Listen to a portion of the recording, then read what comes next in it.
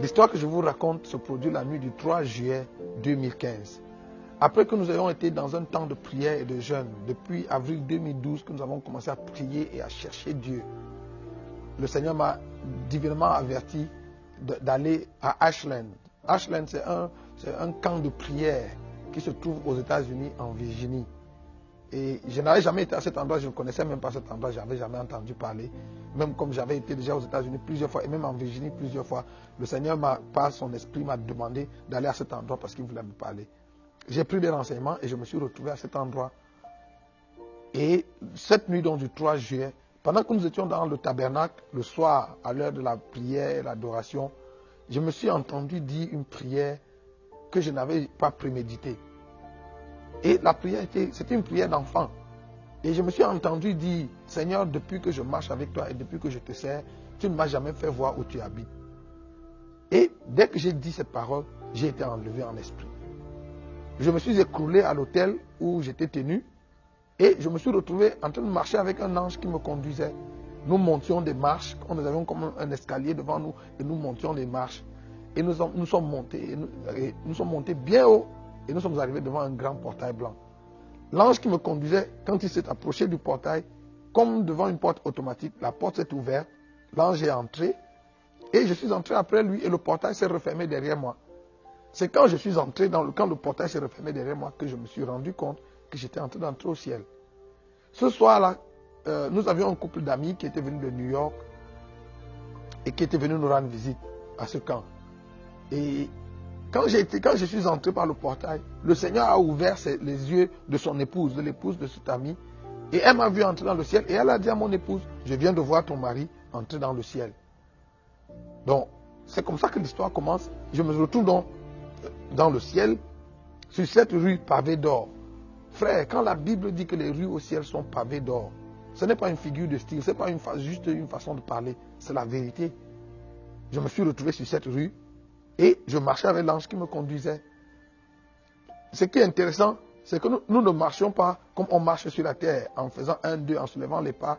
J'avais l'impression qu'il y avait sous mes pieds un tapis roulant qui nous faisait glisser. Et on avançait. Et de part et d'autre de la rue, il y avait une belle cité, de belles maisons. De maisons tellement belles que je n'en ai jamais vues sur la terre. Même bien que j'ai voyagé un peu partout dans le monde et que j'ai visité parmi les coins les plus chics de la terre que j'ai visités, j'ai jamais rien vu d'aussi beau. De belles maisons. La verdure, le gazon était d'un vert différent de ce que nous connaissons ici. Les fleurs étaient tellement belles qu'à l'intérieur des fleurs, vous pouviez voir la vie couler dans les fleurs. Et nous avons marché avec l'ange comme ça sur 200 mètres. J'étais curieux, je regardais de gauche à droite. Je me disais que j'allais voir des gens, mais la cité était terminée, les maisons étaient bien construites, elles étaient fermées et elles n'étaient pas habitées. Donc au bout de 200 mètres, à un moment donné, c'est comme si le tapis qui nous faisait rouler s'est arrêté. Et j'avais l'impression d'avoir en face de moi une voiture qui m'avait mis les pleins phares dans les yeux et qui m'éblouissait. La lumière était tellement vive que j'ai fermé mes yeux, j'ai baissé la tête et j'ai dit à l'ange qui me conduisait, est-ce que tu peux demander au chauffeur de la voiture en face de baisser ses phares parce qu'il m'éblouit. Et l'ange m'a dit, Nyangok, ce que tu as en face de toi, ce n'est pas une voiture. Tu es devant la salle du trône. Et la lumière que tu as dans les yeux, c'est le reflet de la gloire de Dieu. Et j'ai été pris de peur. Alors je lui ai demandé, qu'est-ce qu'il faut que je fasse? Et il m'a dit, regarde autour de toi, fais exactement ce que tu vois les 24 vieillards faire. Alors, j'ai courbé ma tête, j'ai ouvert les yeux, et c'est là où je me suis rendu compte qu'à quelque part de moi, les 24 vieillards étaient couchés tout autour du trône, ils étaient à plat ventre autour du trône, ils avaient enlevé leur grosse couronne dorée qu'ils avaient posée au pied du trône. Et ils étaient couchés à plat ventre, les mains étendues devant le trône. Et je me suis couché également comme eux, et j'ai étendu mes mains. Et à ce moment-là, j'ai vécu quelque chose d'extraordinaire. J'avais jamais vécu quelque chose comme ça. J'avais jamais entendu que quelqu'un avait vécu quelque chose de semblable. J'avais l'impression cette nuit-là d'avoir dans mon ventre toutes sortes d'instruments de musique. Et des mélodies célestes sortaient de mon ventre. Sans effort, des mélodies sortaient de mon ventre et montaient devant le trône. Et c'était une musique tellement belle. Au grand bruit qui se faisait autour du trône, on pouvait dire aisément que nous étions peut-être des millions et des millions de personnes qui adoraient Dieu autour du trône ce soir-là. Et c'était tellement bon, c'était tellement beau à vivre que j'avais pas envie que ça s'arrête. J'étais tellement heureux de vivre ça. Et ça a duré des heures et des heures. Et au bout d'un certain temps, la louange, l'adoration s'est estompée et il y a eu un moment de silence. Quand je suis entré, le portail par lequel je suis entré, c'était la porte de l'ouest, la porte occidentale, et j'allais vers l'est, vers le soleil levant. Et j'avais le trône en face de moi. Mais quand la louange et l'adoration se sont terminées, j'ai ouvert les yeux et je n'étais plus couché à l'endroit où j'étais initialement. J'ai l'impression que pendant la louange et l'adoration, il y avait comme une roue qui nous faisait tourner tout du trône. Et quand tout s'est arrêté, j'ai ouvert les yeux et j'étais plutôt couché à la gauche de l'endroit où j'étais initialement, à la droite du trône. Et de là, j'ai ouvert les yeux et la lumière là-bas était plutôt tamisée et on pouvait regarder. Alors j'ai ouvert les yeux et j'ai levé la tête et j'ai vu au-dessus de ma tête le grand trône blanc. Et il était monté comme sur un chariot. Et le chariot sur lequel le grand trône était monté avait des roues et ces roues étaient vraiment étranges. C'était comme des tunnels. Et j'ai guetté dans le tunnel et je pouvais voir la lumière de l'autre côté. Alors, j'ai essayé de regarder pour voir qui était celui qui était assis sur le trône. Mais du trône émanait une lumière impénétrable mais que je ne pouvais pas regarder. C'est comme essayer de regarder le soleil quand il brille dans sa force. Donc, je n'ai pas pu voir celui qui était sur le trône, mais j'avais conscience, je savais qu'il était là, mais je n'ai pas pu le voir de mes yeux. Alors, j'ai demandé à l'ange, est-ce qu'il est possible que j'entre dans le tunnel? Parce que je voulais aller voir ce qui se faisait de l'autre côté. J'avais l'impression que de l'autre côté, il y avait des gens, il y avait une activité qui se faisait là-bas. Et l'ange m'a regardé bizarrement et m'a dit, mais Nyangok, les gens ne passent pas souvent par ce tunnel.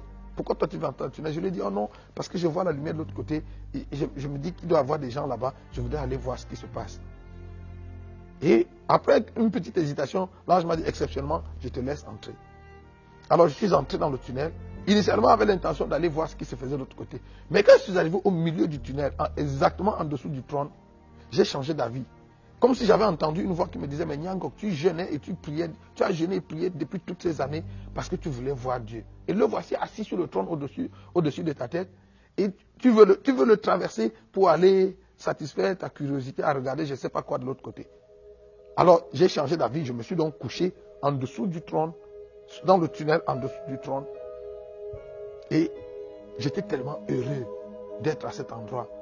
Je me disais, waouh, finalement me voici. Je suis au ciel.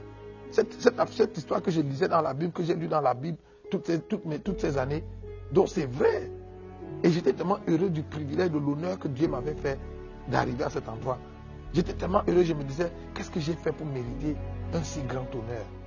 Je me disais, combien d'hommes sur la terre, combien de serviteurs de Dieu, combien d'enfants de Dieu sur la terre n'ont jamais eu le privilège d'arriver à cet endroit?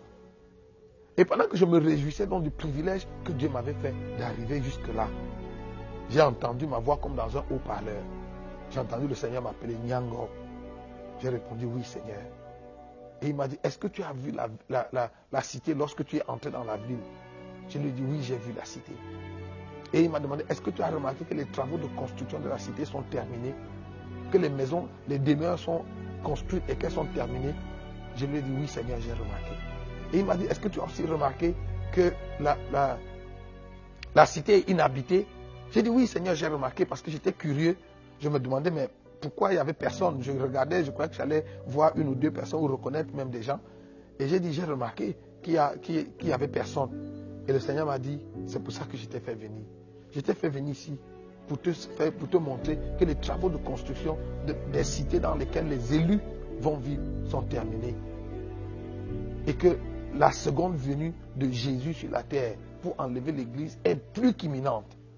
Mais que l'église n'était pas prête. Et le Seigneur m'a dit, je t'ai aussi fait venir pour te montrer. La cité que tu as vue, elle est inhabitée encore parce que ceux qui doivent occuper ces maisons sont encore sur la terre. J'ai dit oui Seigneur. Et le Seigneur m'a dit, si la trompette devait retentir aujourd'hui, un petit nombre de chrétiens seulement sur la terre seraient sauvés. Et je me suis exclamé en disant, mais Seigneur, pourquoi un petit nombre?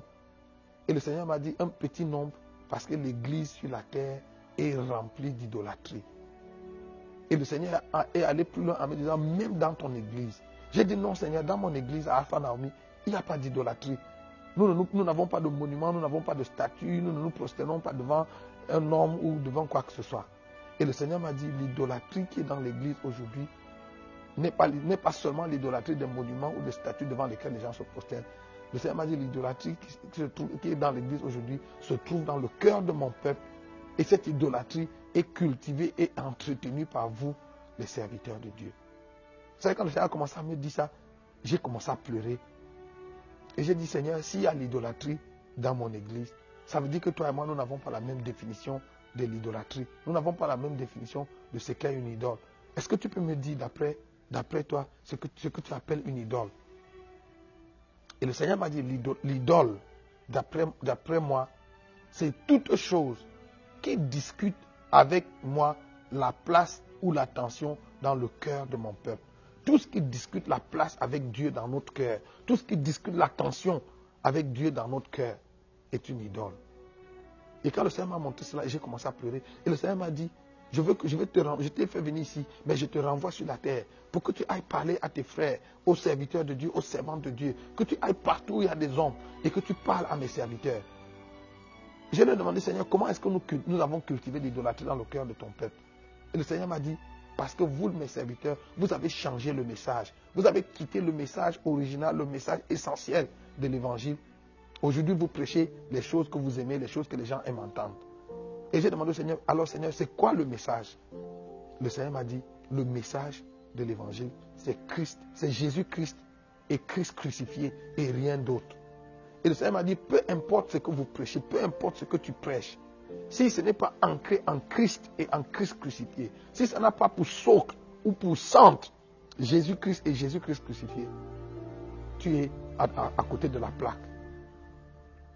Et le Seigneur m'a dit, je suis fâché de vous, mes serviteurs, vous les prédicateurs, parce que c'est vous qui avez détourné les regards du peuple de moi.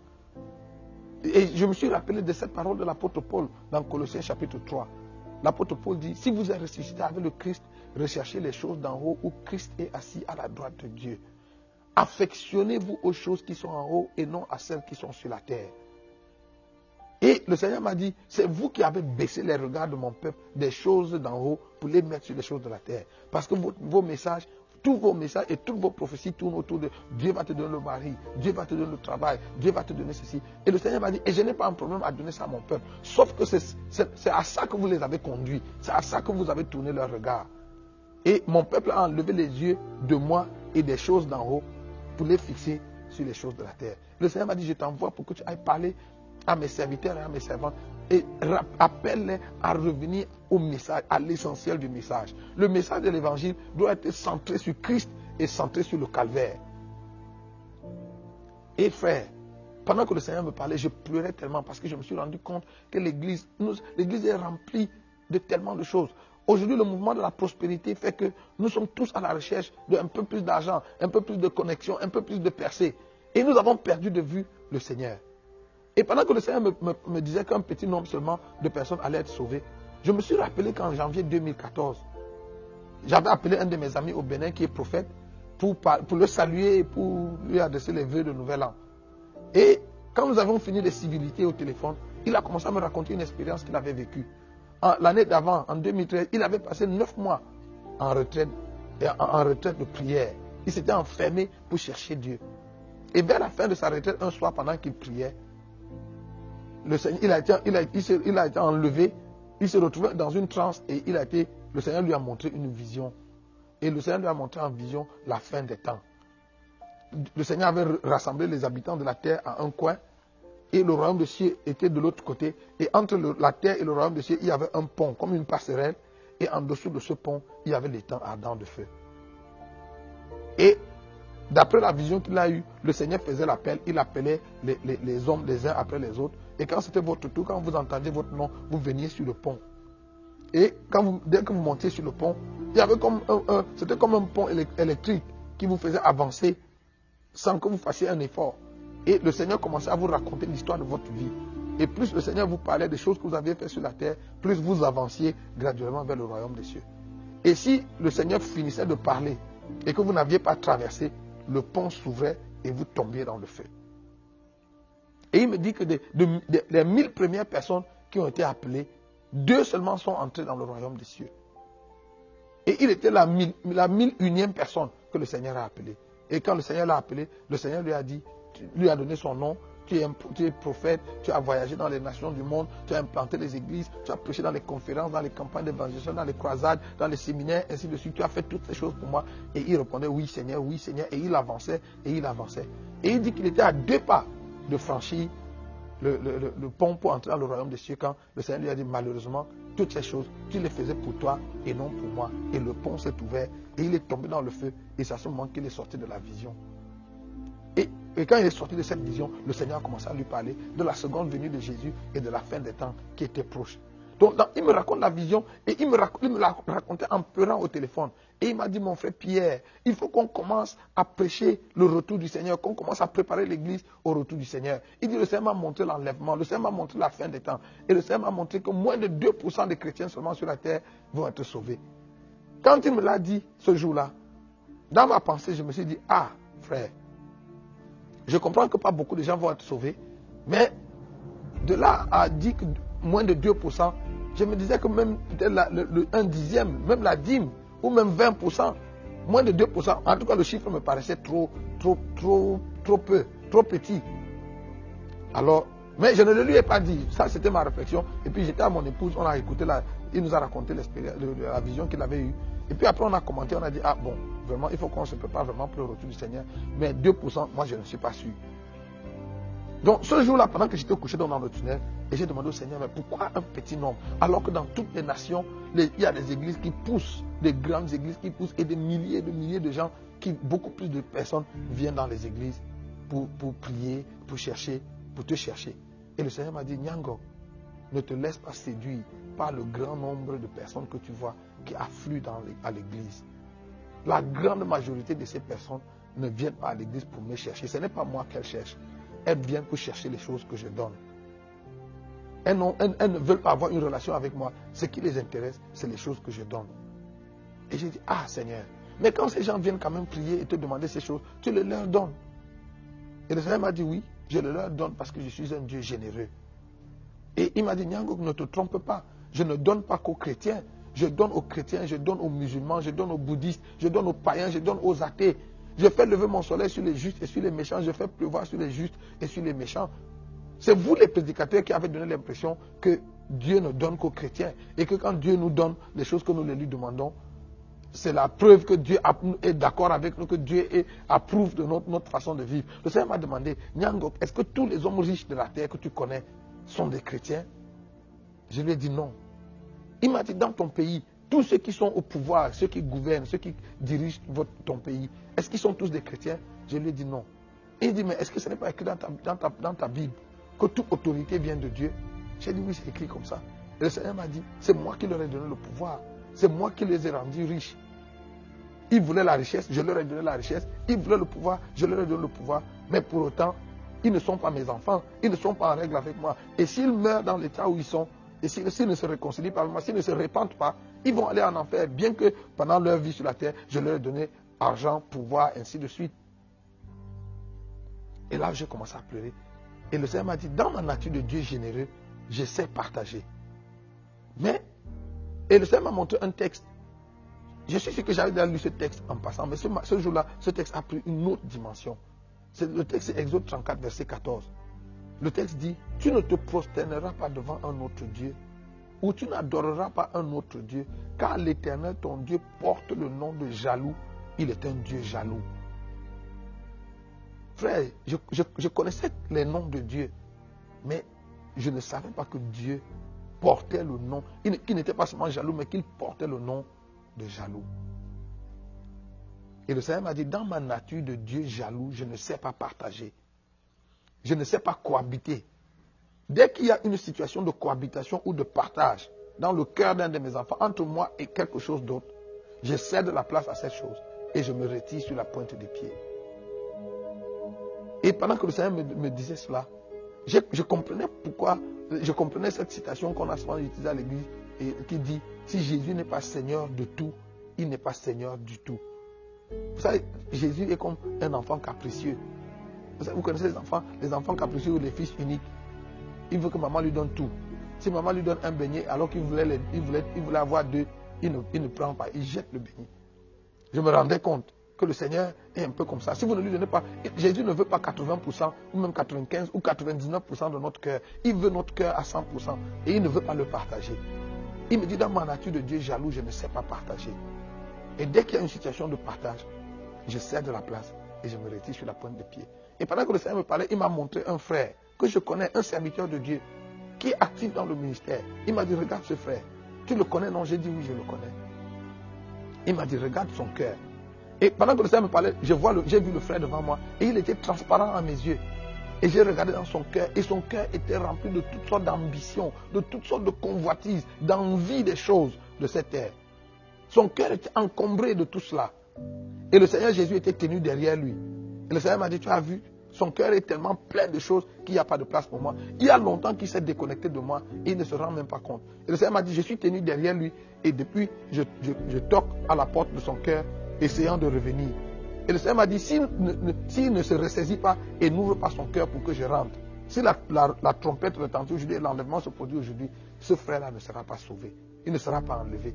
Et le Seigneur m'a dit, et dans l'église, il y a de nombreuses, ils sont de milliers comme lui, qui sont à l'église, mais qui ont le cœur rempli de tellement de choses. Et le Seigneur m'a dit, en cela, Ésaïe a dit vrai, que ce peuple m'honore du bout des lèvres, mais son cœur est loin de moi.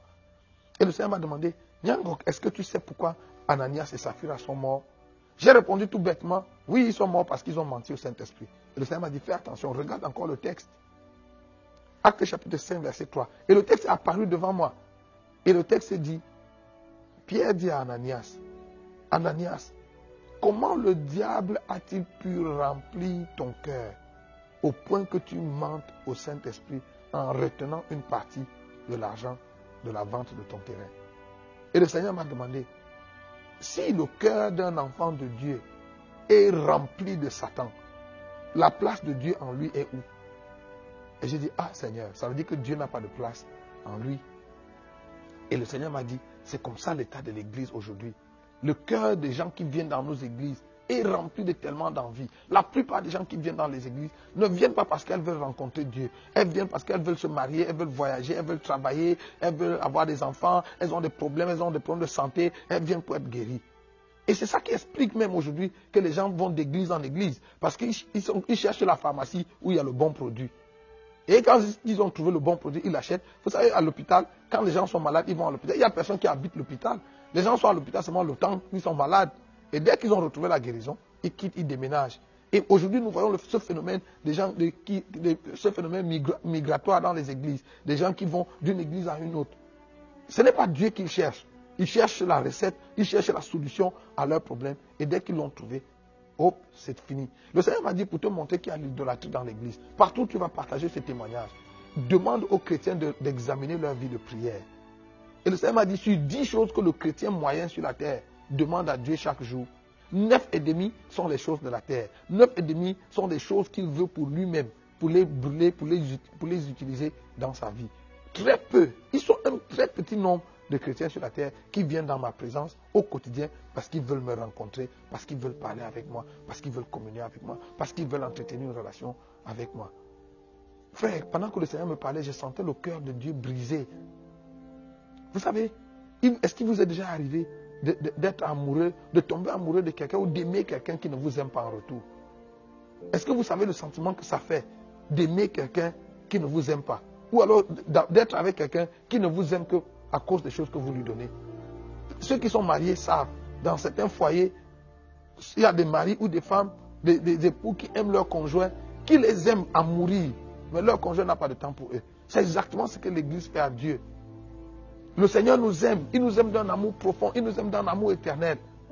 Mais nous ne l'aimons pas en retour. Ce que nous aimons chez lui, tout ce que nous voulons, c'est les choses qu'il nous donne. Nous voulons qu'il exauce nos prières, qu'il nous donne l'argent, qu'il nous donne le voyage, qu'il nous donne le travail, qu'il nous donne les voitures, qu'il nous donne les maisons, qu'il nous donne ces choses. Et nous n'avons presque pas de temps à passer avec lui. Nous n'avons pas de temps à lui consacrer.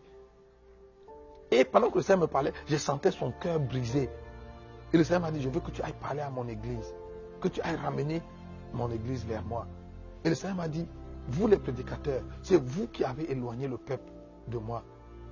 Et pendant que le Seigneur me parlait, il m'a montré un prédicateur qui est en train de prêcher. Il dit, regarde ce pasteur, depuis qu'il prêche, ça fait plus de 30 minutes qu'il prêche, il ne parle pas de moi. Les regards du peuple sont tournés vers lui et non vers moi. Et pendant que je regardais dans ce frère, il était en train de prêcher. Il était en train de prophétiser. Je prophétise que si tu dis Amen, ta percée va venir dans 24 heures. Si tu donnes une offrande. Il disait ces choses que nous entendons régulièrement dans les églises. Et le Seigneur a dit, tu vois, ça fait 30 minutes qu'il parle. Et il tourne les regards du peuple vers les choses qu'ils vont avoir. S'ils disent Amen, s'ils se connectent, s'ils donnent une offrande. Mais il ne tourne pas les regards du peuple vers moi. Je suis là, mais il n'amène pas le peuple à me voir. Le Seigneur a dit, vous mes serviteurs, je vous ai appelé, je vous ai envoyé pour que vous tourniez les regards du peuple vers moi et non vers vous. Ce que vous avez fait aujourd'hui, c'est que vous avez tourné les regards du peuple vers vous. Et c'est vrai.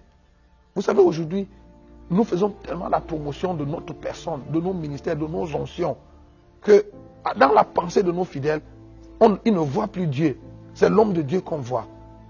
Et le Seigneur m'a dit, il est temps que vous retourniez les regards du peuple vers moi. Ramenez le peuple à moi et non à vous. Ça, le Seigneur a commencé à me parler de l'idolâtrie dans l'église. Il m'a dit, certains d'entre vous prédicateurs, quand vous vous tenez sur le pupitre pour prêcher, vous passez le temps à parler de vous, de vos chaussures, de combien votre chaussure a coûté, de combien votre costume a coûté, votre montre, votre voiture, et je ne sais pas de quoi d'autre. Le Seigneur m'a dit, est-ce que tu sais qu'il n'y a aucun homme sur la terre qui fera le ministère autant que je l'ai fait en mon temps? J'ai dit oui, Seigneur. Et il dit, est-ce que tu as remarqué que nulle part dans les évangiles, je n'ai moi-même fait aucune allusion ni à mon vêtement, ni à mes chaussures, ni à la maison dans laquelle j'habitais, ni à rien d'autre. J'ai dit oui, Seigneur. Et je lui ai demandé pourquoi. Il m'a dit parce que ça ne faisait pas partie du message. Frères et sœurs, est-ce que vous vous rendez compte? Et c'est ce jour-là que je me rendais compte mais Jésus n'était pas vêtu de haillons. Les habits que Jésus portait étaient la griffe, c'était des habits, le haut de gamme de son époque. Mais c'est le jour où Jésus est mort que nous avons tous su que Jésus ne s'habillait pas, il ne mettait pas sur lui n'importe quel habit.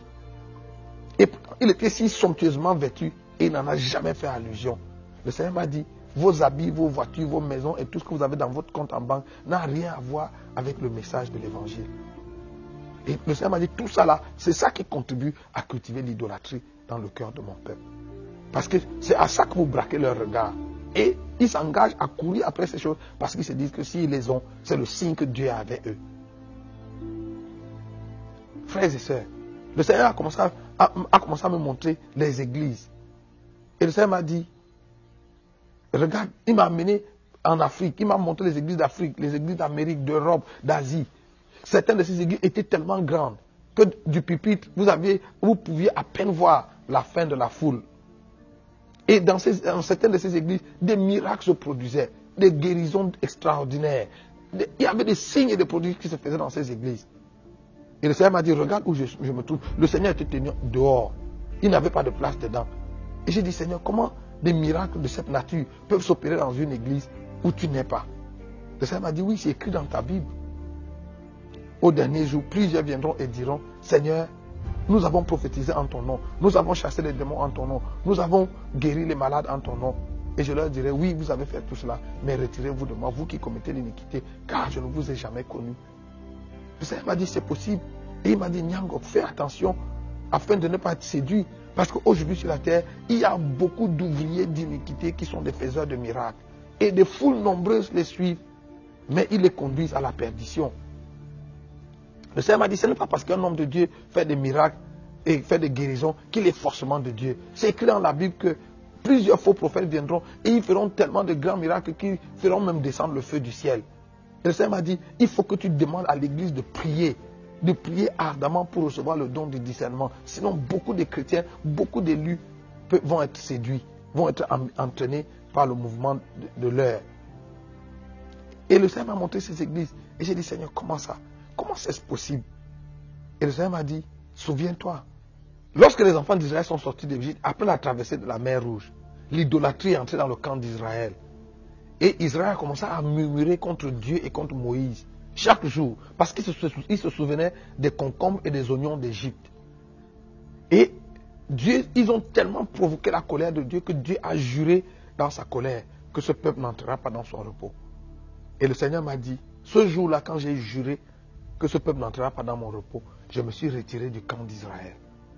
Mais quand Dieu s'est retiré, frères et sœurs, il n'a pas enlevé la colonne de nuée et la colonne de feu. La colonne de nuée était les symboles, les artifices de la présence de Dieu qui les accompagnait dans le désert.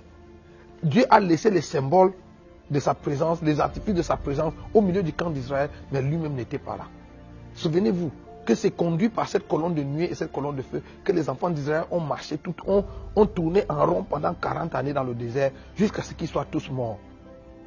Ils étaient dans cette présence, dans cette nuée qui symbolise la présence de Dieu, mais ils sont tous morts. Aucun d'eux n'est entré dans la terre promise. Et le Seigneur m'a dit, tu te souviens d'Élie? Dans 1 Roi chapitre 18, Élie était sur la montagne de Dieu. Et la Bible dit que Dieu a fait venir le feu. Et Élie a dit, certainement l'Éternel est dedans. Et l'Éternel n'était pas dans le feu. Et l'Éternel a fait venir le vent, a fait venir un tourbillon. Et l'Éternel n'était pas dedans. L'Éternel a même fait venir un tremblement de terre. Et l'Éternel n'était pas dedans. Ensuite, l'Éternel est venu dans une petite et douce voix. Et le Seigneur m'a dit, Nyangok, fais attention. Tu peux avoir sur la terre un ministère de feu, un ministère de tourbillon et un ministère qui provoque des tremblements de terre et rater Dieu. Tu peux avoir ce ministère, on peut avoir un ministère de feu. Aujourd'hui, nous voyons ça dans les églises. Tout le monde crie le feu de Dieu. Et on peut avoir un ministère de feu et ne pas avoir Dieu. On peut avoir un ministère puissant sur la terre et rater Dieu. Vous savez, quand j'ai vécu cette expérience, c'est là où j'ai compris l'apôtre Paul. Cet homme qui avait vu le 3e siècle, qui est allé jusqu'au 3e siècle, qui avait vu et entendu des choses qui sont difficiles pour le langage humain de reproduire. La Bible dit que Paul vivait dans une crainte. Il dit, je traite durement mon corps et je le tiens assujetti, de peur qu'après avoir prêché aux autres, je sois moi-même rejeté. Si Paul pouvait vivre avec la crainte de rater le ciel, qui sommes-nous, frères et sœurs? Vous savez, j'ai compris, quand j'ai vécu cette expérience, j'ai compris ce que l'apôtre Paul disait aux Galates. Il leur a dit, travaillez à votre salut avec crainte et tremblement. La question du salut de nos âmes est une question fondamentale, frères et sœurs. On ne peut pas badiner avec, on ne peut pas jouer avec. Vous savez, l'apôtre Paul, qui a vécu ces grandes expériences, avait une crainte dans son cœur. La crainte de ne pas rater le ciel. Le Seigneur a continué de me parler et à me montrer l'état de l'église, à me montrer l'idolâtrie dans l'église. Il m'a dit, regarde comment l'idolâtrie se manifeste dans l'église. Quand les chrétiens viennent à l'église et que c'est le moment des offrandes, chacun de nous met sa main dans sa poche et sort un billet de banque, $1, $5, $10 ou 1000 francs, 5000, quelle que soit la monnaie qu'on utilise. On prend une certaine quantité d'argent qu'on met dans le panier d'offrande. C'est notre offrande à Dieu. Mais si pendant le même culte, un prophète commence à prophétiser sur la vie des gens, les mêmes personnes qui venaient de donner à Dieu $1 ou 1000 francs ou 5000 vont rentrer dans leur poche et sortir une somme importante d'argent pour aller mettre sur le terre pour se connecter à la prophétie. Le Seigneur m'a dit ça, c'est l'idolâtrie. Parce que quand il faut donner à Dieu, quand il faut donner par amour pour Dieu, nous lui donnons les jetons, nous lui donnons la monnaie que nous avons dans nos poches, nous lui donnons les restes. Mais quand il faut donner pour nous-mêmes, pour notre percée, pour notre miracle, nous faisons nous donnons des vraies offrandes. Le Seigneur m'a dit ça, c'est l'idolâtrie. Le Seigneur m'a dit, regarde l'idolâtrie dans l'église. Regarde tous ceux qui sont des travailleurs, fonctionnaires, élèves et étudiants à l'église. tous les jours de la semaine, de lundi à vendredi, ou même jusqu'à samedi pour certains, ils se lèvent chez eux tous les matins à 5 heures pour s'apprêter, pour aller au travail, pour aller à l'école. Ils s'arrangent à être à l'heure pour qu'à 7h30 ou à 8h, ils soient au travail. Mais les mêmes personnes, dimanche matin, viennent à l'église en retard. Le culte commence à 9h ou à 10h et ils arrivent en retard. Et le Seigneur m'a dit, ça aussi c'est de l'idolâtrie. J'ai dit, Seigneur, comment ça? Le Seigneur m'a dit, parce que ces frères ne voient pas que c'est moi la source de leur vie. C'est pour ça qu'ils donnent plus d'attention à leur travail, parce qu'ils pensent que leur travail, c'est ça qui est la source de leur vie. Que leur vie dépend, leur suivi dépend de leur travail, de leurs études, ainsi de suite, et pas de moi. C'est pour ça que quand le Seigneur m'a dit ça, j'ai dit à mes enfants, vous voyez, même vous êtes menacés par l'idolâtrie. Parce que mes enfants, des plus grands aux plus petits, tous les jours, de lundi à vendredi, c'est à 5 heures que tout le monde se réveille. Le temps de se laver, de prendre rapidement le petit déjeuner et de prier pour aller à l'école. Si pendant la dévotion matinale, j'essaye même de rallonger de 2 ou de 5 minutes, ils commencent à s'agiter parce qu'ils ne veulent pas être en retard. Et je leur dis, vous voyez, mais dimanche matin, pour vous réveiller le matin, il faut qu'on maman crie, qu'on bavarde. J'ai dit, ça c'est l'idolâtrie. Vous êtes guettés, vous aussi l'idolâtrie vous guette. Donc le Seigneur a commencé à me montrer tellement de cas d'idolâtrie dans l'église. Et c'était tellement vrai. C'était tellement vrai. Et le Seigneur m'a dit, la plupart d'entre nous, chrétiens à l'église, nous sommes pleins d'ambition. Le Seigneur m'a dit, il y a 2 types de chrétiens et 2 types de serviteurs de Dieu sur la terre. Ceux qui servent Dieu et ceux qui se servent de Dieu. Et le deuxième groupe, ceux qui se servent de Dieu, sont les plus nombreux. Vous savez, pour la plupart des chrétiens aujourd'hui, Dieu n'est pas notre objectif, Dieu n'est pas notre fin. Dieu est le moyen, l'outil que nous utilisons pour arriver à notre fin, pour obtenir ce que nous voulons. Et ça, c'est l'idolâtrie. Frère, Dieu doit être notre fin. La raison de notre amour, l'objet de notre attention doit être Dieu. Pas les choses que Dieu donne. La Bible dit, dans Luc chapitre 12, le verset 29 à 31, Jésus a dit, ne vous inquiétez pas de ce dont vous serez vêtus, de ce que vous mangerez, de là où vous habiterez. Car votre Père céleste sait que vous avez besoin de ces choses. Toutes ces choses, ce sont les païens du monde qui les recherchent. Le Seigneur m'a dit, tout évangile qui vise à satisfaire les besoins des hommes, c'est du paganisme. Vous savez, notre devoir en tant que serviteur de Dieu, ce n'est pas de pouvoir aux besoins des gens, de satisfaire les besoins des gens. Notre devoir en tant que serviteur de Dieu, c'est de conduire les gens à Dieu. Et c'est Dieu qui, en retour, pourvoit leurs besoins. Donc l'objet de nos recherches ne doit pas être de chercher le mari, le travail, ainsi de suite. Nous devons être engagés à chercher Dieu, à aimer Dieu, à nous attacher à Dieu. Et il a fait la promesse que si nous cherchons le royaume de Dieu et sa justice, toutes les autres choses pour lesquelles les autres meurent, pour les avoir, il nous les donnera gratuitement. Vous savez, parlant des miracles dans l'église, le Seigneur m'a dit, tu as vu Judas, il faisait partie des 70 quand Jésus les a envoyés avec le pouvoir de guérir les malades et d'opérer les miracles. Judas était parmi les gens qui sont revenus et ont dit, Seigneur, oh, même les démons nous étaient soumis en ton nom. Et Jésus leur a dit, ne vous réjouissez pas de ce que les démons vous soient soumis. Réjouissez-vous plutôt de ce que vos noms soient inscrits dans le livre de vie. Le Seigneur m'a dit, je leur ai dit parce que même les ouvriers d'iniquité peuvent faire les miracles, peuvent faire que les démons se soumettent. Et Judas était parmi les disciples de Jésus, dans les mains de qui le pain s'est multiplié. Vous vous souvenez, Jésus, quand il a nourri les foules, il a béni le pain, l'a donné à ses disciples. Et c'est pendant que les disciples partageaient le pain que le pain s'est multiplié. Même dans les mains de Judas, le pain s'est multiplié. Et le Seigneur m'a dit, Judas, c'est écrit dans ta Bible, il est connu comme le fils de la perdition. Et même dans l'évangile de Jean au chapitre 13, le Seigneur Jésus l'a appelé un démon. Mais Judas, malgré son statut de fils de perdition et son statut de démon, a fait les miracles. Donc le Seigneur m'a dit, ne te laisse pas séduire par les miracles. Demande à l'église de prier pour avoir le discernement. Frère, voilà le message que le Seigneur m'a donné. Le Seigneur m'a dit, je te renvoie pour que tu ailles parler à l'église. Que tu ailles demander à l'église de se préparer parce que la seconde venue de Jésus est plus qu'imminente. Frère, alors que je vous parle, je ne sais pas quel jour le Seigneur vient. Je ne sais même pas en quelle année. Je ne sais pas combien de temps il nous reste. Mais la seule chose que je sais, c'est que les signes de son avènement se sont multipliés autour de nous. Si vous regardez autour de nous, regardez la société telle qu'elle va.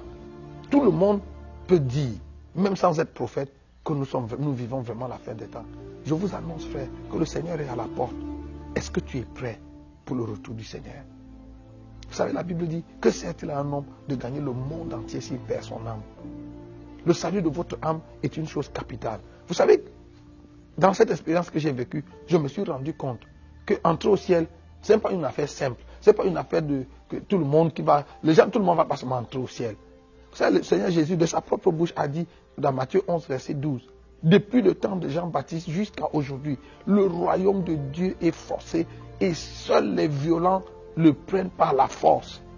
Donc le royaume de Dieu, ce n'est pas pour les gentlemen qui ont leurs mains dans la poche, qui marchent vers le ciel en sifflotant. Si vous devez entrer au ciel un jour, vous devez vous déterminer. Vous devez avoir une résolution ferme et travailler acharnement à votre salut. Encore que Jésus a dit que si votre œil est pour vous une pierre d'achoppement, ou si votre main est pour vous une occasion de chute, coupez-le, arrachez votre œil. Il vaut mieux pour vous d'entrer dans le ciel borgne, boiteux ou manchot, que d'avoir vos deux pieds et aller en enfer. Donc, c'est de cette rigueur qu'il s'agit. Si vous devez entrer au ciel un jour, vous devez avoir cette rigueur. Vous savez, un jour, on a demandé au Seigneur Jésus dans Luc chapitre 13, Seigneur, n'y a-t-il que peu de gens qui vont être sauvés? Je crois le verset 23. Au verset 24, Jésus répond, efforcez-vous d'entrer par la porte étroite, car plusieurs chercheront à y entrer et ne le pourront pas. Pourquoi on doit s'efforcer si l'entrée du ciel est acquise? Si l'entrée du ciel est donnée à tout le monde? Non. Le Seigneur a dit, efforcez-vous d'y entrer, parce que plusieurs chercheront à y entrer et ne le pourront pas. Je vous pose la question. Quand Jésus dit que plusieurs chercheront à y entrer et ne le pourront pas, il parle de qui?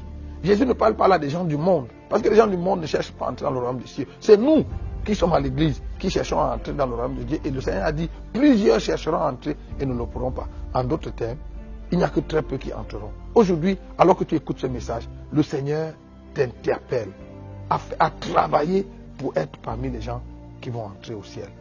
Vous savez, ce message vient comme une sonnette d'alarme pour nous réveiller, pour que nous puissions nous examiner nous-mêmes. Regarde au fond de ton cœur, quelles sont les idoles qu'il y a dans ton cœur? Quelles sont ces choses auxquelles tu es attaché, qui te détournent de la voie de Dieu, qui te détournent du Seigneur, qui font que Dieu est devenu une chose secondaire ou devenu seulement un élément de décor dans ta vie et pas la chose essentielle.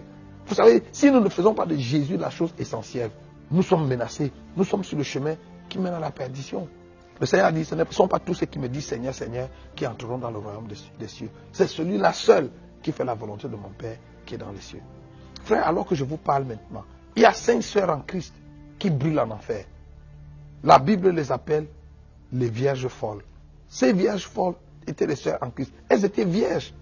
Ça dit qu'elles n'avaient jamais connu d'adultère, elles n'avaient jamais commis de fornication, elles n'avaient jamais commis de péchés graves, de gros péchés comme on les appelle aujourd'hui.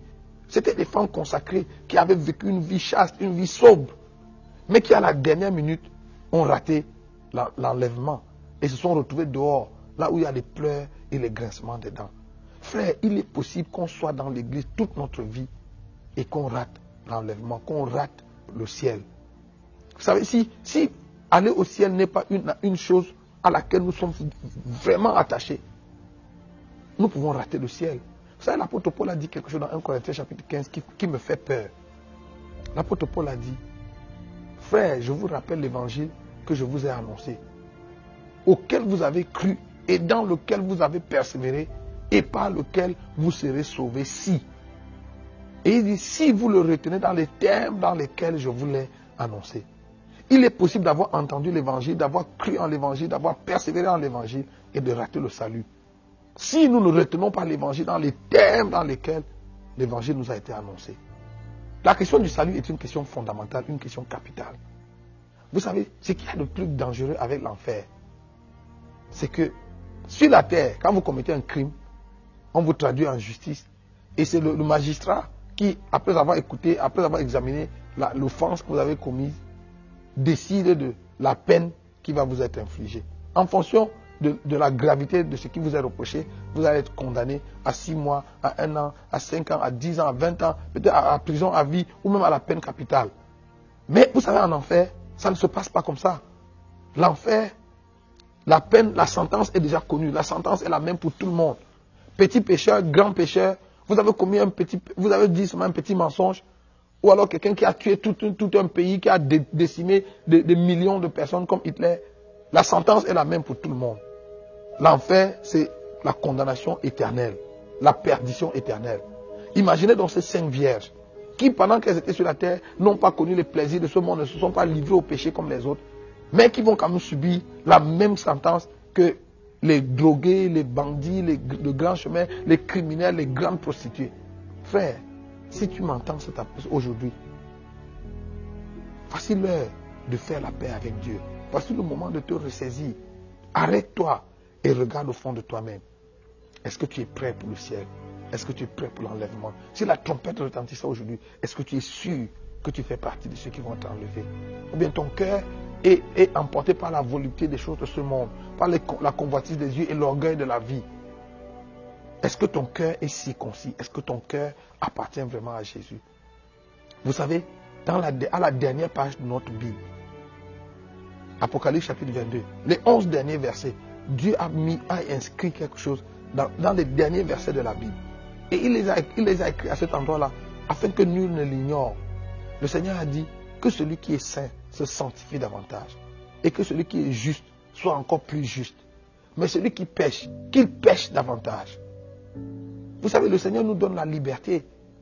Écoute-moi frère, si tu es à l'église et tu n'as pas pour objectif premier d'aller au ciel et de vivre, de passer l'éternité avec Dieu, tu perds ton temps. Autant mieux aller dans le monde. La Bible te donne la permission d'aller dans le monde et de vivre dans le monde. Vis dans le monde, vis 100 à l'heure. Fais ce que tout le monde fait.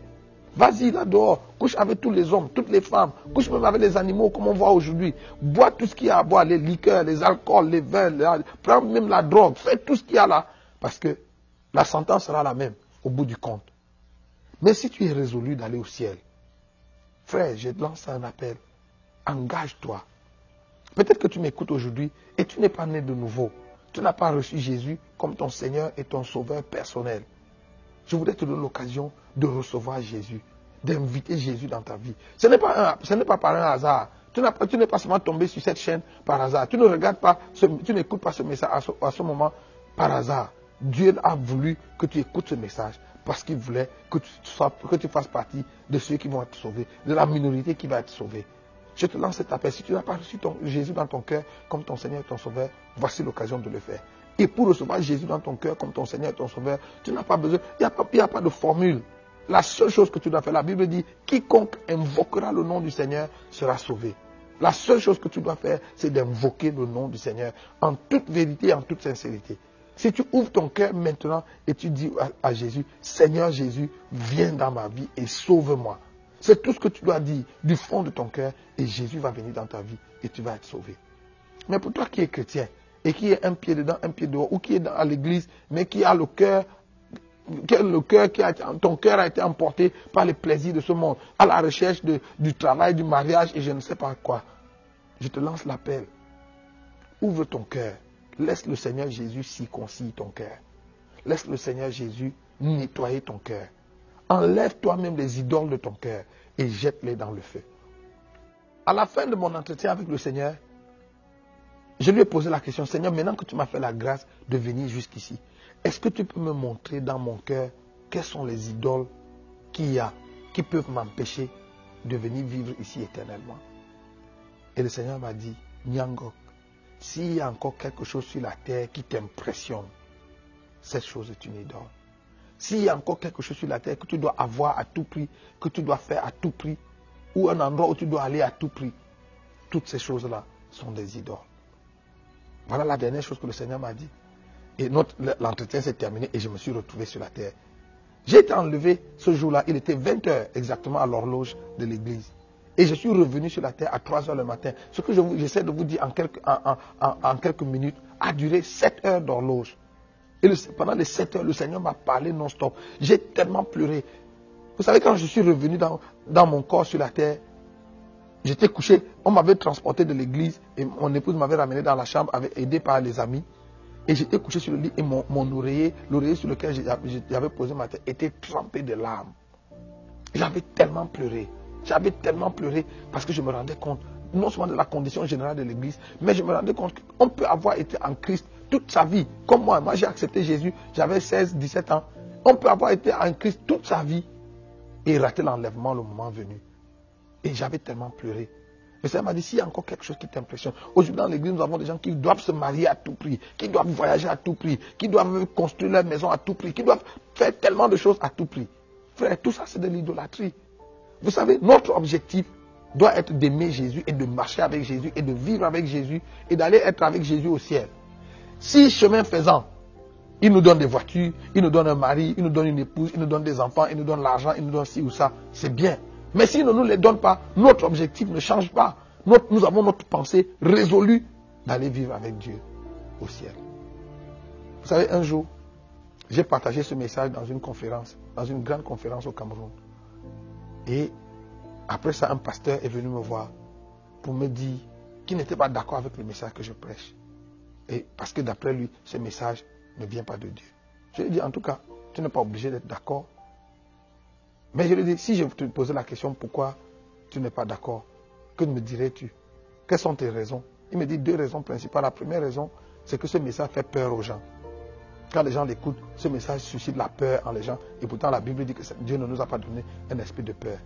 Et je lui ai dit, pasteur, si vous êtes vraiment chrétien, et on vous annonce que Jésus va revenir dans les 2 heures qui suivent, et ça ne suscite pas vous un sentiment de peur, ça ne vous pousse pas à vous arrêter un moment et à vous examiner, à scruter votre vie pour voir si vous êtes en règle. C'est qu'il y a longtemps, vous êtes déjà en enfer, vous êtes déjà perdu il y a longtemps. En tout cas, moi je pense qu'un chrétien normal, si on lui dit, s'il écoute un message comme celui-ci qui annonce que Jésus revient, ça devait susciter un sentiment, pas de peur, mais de crainte. La crainte de Dieu doit s'emparer de nous en nous disant, est-ce que je suis prêt pour le retour du Seigneur?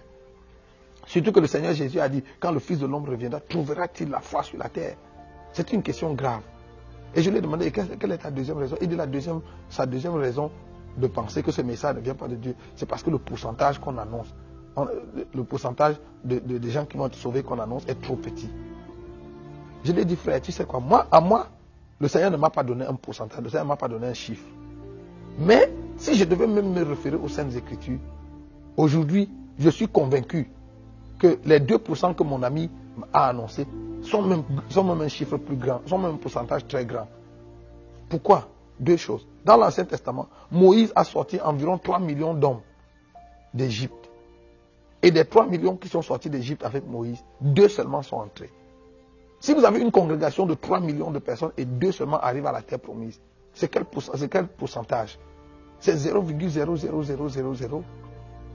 Et dans le Nouveau Testament, un jour on a posé la question à Jésus sur la fin des temps et l'avènement du Fils de l'homme. Il a dit, il en sera de l'avènement du Fils de l'homme comme il en était au jour de Noé.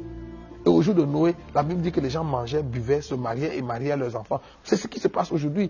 Le mariage a pris une place tellement prépondérante dans l'église aujourd'hui que beaucoup de chrétiens sont prêts de compromettre leur foi parce qu'ils veulent se marier. Et regarde, au jour de Noé, 8 personnes seulement ont été sauvées. 8 personnes seulement sont entrées dans l'arche. Le reste de la création, de l'époque de Noé, hommes et animaux, a péri. Je ne sais pas combien d'hommes il y avait sur la terre au temps de Noé. Mais si Dieu a sauvé 8 personnes, supposons qu'il y avait 100 millions de personnes sur la terre à cette époque. Même si on prend seulement 5 millions de personnes ou 10 millions de personnes, et que sur les 10 millions qu'il y avait sur la terre au jour de Noé, 8 seulement ont été sauvés. C'est quel pourcentage? Et le bon Dieu, assis au ciel, a vu toute la création de l'époque décimée par les eaux. Et il n'a rien fait pour les sauver parce que la porte du salut s'était refermée dans l'arche. Donc au jour d'aujourd'hui, je suis même convaincu que 2% c'est un chiffre très grand. C'est pour ça qu'il faut que tu t'efforces, frère, de faire partie de la petite minorité qui va être sauvée. En fait, la raison pour laquelle le Seigneur m'a renvoyé, et je vous annonce, je vous dis, frère, le ciel est tellement beau que chaque fois qu'on y entre, personne n'a envie de sortir. Ce jour-là, le Seigneur a dû me forcer de rentrer. Vous savez, quand je suis entré au ciel, c'était tellement beau que j'avais envie de revenir. Oui, je pensais à ma femme, je pensais à mes enfants, je pensais à tout ce que j'avais ici sur la terre. Mais ça n'avait aucune commune mesure. On ne pouvait pas comparer ça à la gloire du ciel. En fait, quand le Seigneur m'a dit, je te renvoie, je lui ai dit, non Seigneur, moi je veux rester ici, je ne veux plus partir. Le Seigneur m'a dit, il faut que tu retournes parce que ta mission n'est pas terminée. Donc aujourd'hui, je voudrais lancer cet appel. Toi qui m'écoutes, que ce soit que tu sois en train de regarder ça à la télé, dans ton ordinateur, ou même que ce soit en audio, que tu l'entends dans une radio, je voudrais te donner l'occasion Tu as écouté ce message et il a interpellé ton cœur. Le Seigneur t'a interpellé par ses paroles. Et tu veux naître de nouveau. Tu veux être réconcilié avec Dieu. Je vais prier avec toi. Pose ta main sur ton cœur et dis, invite Jésus. Dis simplement, Seigneur Jésus, viens dans ma vie. Sauve-moi maintenant. Au nom de Jésus. Si tu le fais du fond de ton cœur, Jésus va venir dans ta vie à l'instant même et il va faire de toi son enfant. Je voudrais prier pour toi qui viens de faire cette prière, de prendre cet engagement au fond de ton cœur. Seigneur Jésus, je te rends grâce pour ces hommes et ces femmes, ces frères et sœurs qui ont entendu cette parole aujourd'hui et qui prennent l'engagement de te recevoir, de faire la paix avec toi. Par l'autorité que tu m'as donnée en tant que ton serviteur, je déclare le pardon de leurs péchés au nom de Jésus. Et je demande que leur nom soit inscrit maintenant dans le livre de vie de l'agneau et que la main de Dieu soit sur eux. Scelle-les du Saint-Esprit de la rédemption jusqu'au jour de ton avènement. Au nom puissant de Jésus-Christ. Amen. Et je voudrais prier pour toi aussi qui a écouté ce message, qui est chrétien, qui est serviteur de Dieu, servant de Dieu. Et tu te rends compte que l'idolâtrie a gagné ton cœur. Il y a tellement d'idoles dans ton cœur. Et tu veux recevoir de Dieu la grâce pour te défaire, pour te débarrasser de ces idoles. Je vais prier avec toi. Si tu veux, pose ta main aussi sur ton cœur et nous allons prier ensemble. Seigneur, voici tes serviteurs et tes enfants pour qui je prie maintenant.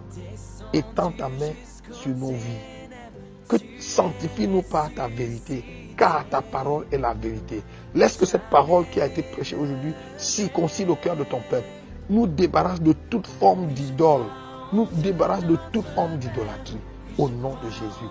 Merci Seigneur de faire une œuvre nouvelle dans la vie de tous ceux qui ont entendu et qui répondent à ce message.